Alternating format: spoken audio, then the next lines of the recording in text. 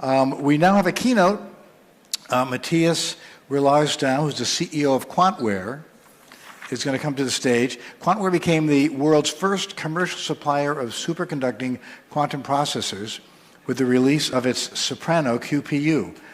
Are you going to do a show and tell with an announcement? Should I? Yeah? Something like that. Yeah. Something like that? Okay, great. So please join me in welcoming Matthijs. You got it? Cool. Thank you so much. It's a great pleasure to be here. Let me get quickly set up for a moment. So thank you for that wonderful introduction. My name is Matthijs Rijlaarsdam. I'm CEO of Quantware. We are a Delft company, for those of you that don't know us. And we make quantum hardware, and in particular quantum processors. So I want to take 20 minutes of your time today to announce our new processors. But first, let me briefly introduce our company. So, if this works, yeah, there we go. And then, I really like to always start with, and I know this is an obligatory slide if you're talking about quantum, but I really think it's important to again start why we are all doing this. Utility-scale quantum computers will change the world. They will help us solve our greatest challenges. And of course, that means big economic value, like up to 1,200 billion in 2035. But it also means like very real outcomes for everyday people. So it means, better medicine, better electric cars, less climate change. And I think that's, that it's really important that we develop this technology and we develop it as fast as possible. And so that's why, we started Quantware. Because if you look at the stack of a quantum computer, there's a fairly mature supply chain for all of these components. At the top level, you have software. Players like Q-Control or Classic are working there. Then there's control hardware. Like one of our good friends, Keysight, works there, but there are many players there. Cryogenics and cables, such as Blueforce. And qubit design. There are many great companies like Alice and Bob designing really good qubits. But the QPU itself, so far, has been quite tricky. And it's tricky because it requires very rare expertise and very expensive facilities. And getting to those requires quite a large amount of volume. And so that means that until a fairly short time ago, if you wanted to start building quantum computers, you needed to first build chip-making capabilities. And that takes, hundreds of millions and many years. And so that's, we jumped into that hole about 2.5, 3 years ago by indeed first launching Soprano, which was the first commercially available quantum processor. And since then, we've launched a few new generations. So we launched Contralto, which is our 25-qubit QPU, 50 lines. We launched Tenor, which is 150 lines, already getting to quite serious numbers. And we launched a Tupa called Crescendo. And so this has enabled our customers to, for the first time, build quantum computers at much lower cost and a lot more rapid. The reason we can do this, and previously it wasn't possible, is that we have a team that is, extremely strong, has extremely strong academic roots. We're a spin out of the TU Delft, QTech to be precise, and so our team made all of the processors of the QTech DiCarlo lab. And so there's some highlights there, but made the QPUs for the first quantum computer in the cloud in Europe, record 2-qubit gates, many error correction milestones together with Intel. So also the first quantum chips of Intel were made by our team, and in particular our CTO and co-founder, Alessandro Bruno. And then beyond that, we're supported by some of the greatest thought leaders in this field. So Professor Rami Barens, one of the Google supremacy paper authors, is one of our scientific advisors, as well as Charlie Marcus, who's a former director of Microsoft Quantum. So this enabled us to be where we are today and really, push forward this supply chain driven approach rather than this vertically integrated by a black box approach. And this slide isn't entirely doing well, but those are flags of countries when PowerPoint is working along. And so by now we have customers in about 18 different countries in about 2.5 years. And these are some public examples, but we're really seeing this push towards a value chain approach. And so, for instance, the first real-life implementation of NVIDIA's quantum DGX will be with a Quantware chip.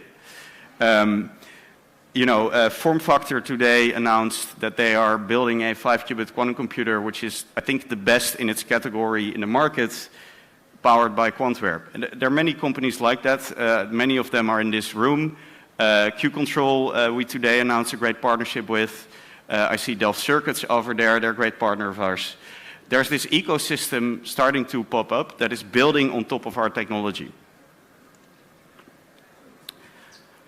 And this was already 2 weeks ago, so this is not the announcement, but I do want to point it out. So, we're continuing our development. And so 2 weeks ago, we launched Crescendo S, which, is the next version of our TUPA, which is a lot smaller.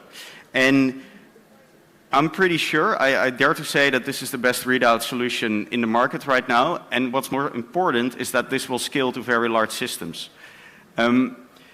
Maybe let me briefly explain for those of you that don't know what a TUPA is. So if you do a readout of a qubit, that signal is very weak. And the earlier you can amplify that signal, and the better you can amplify it without adding noise, the better your readout will be.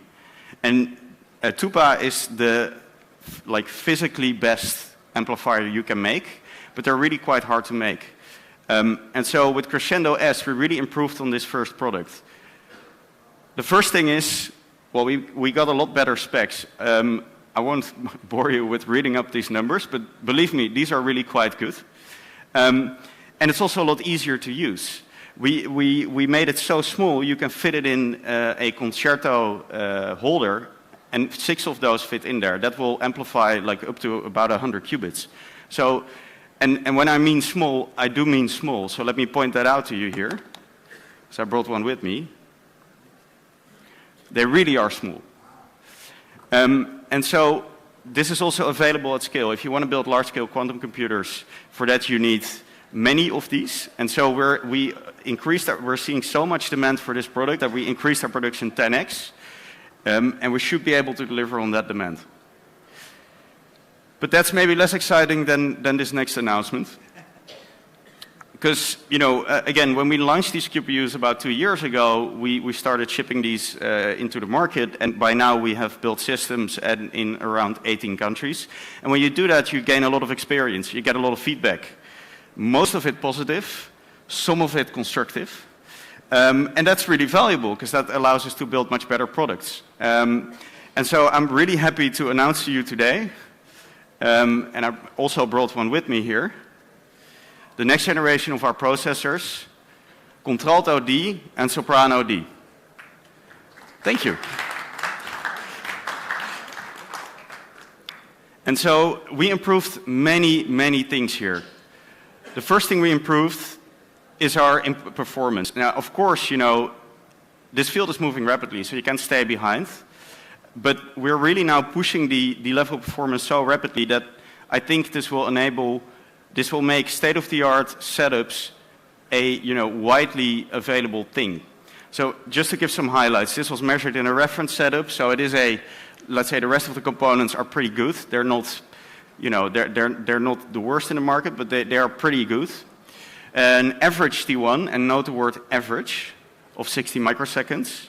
99.9% single qubit gate fidelity, which you can do if you make that T1. 99.7 2-qubit gate fidelity, that really is, very close to the state of the art. And a 97.5 readout fidelity when used with Crescendo S.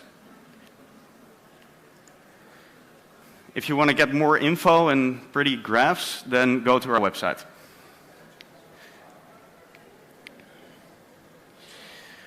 We also increased the reliability and the speed at which you can get these processors. And so that means a lot of our customers, they have very stringent deadlines, right? They need to make certain milestones for their funding source, or they have a product they need to deliver. And so with these products, you can meet those deadlines with confidence.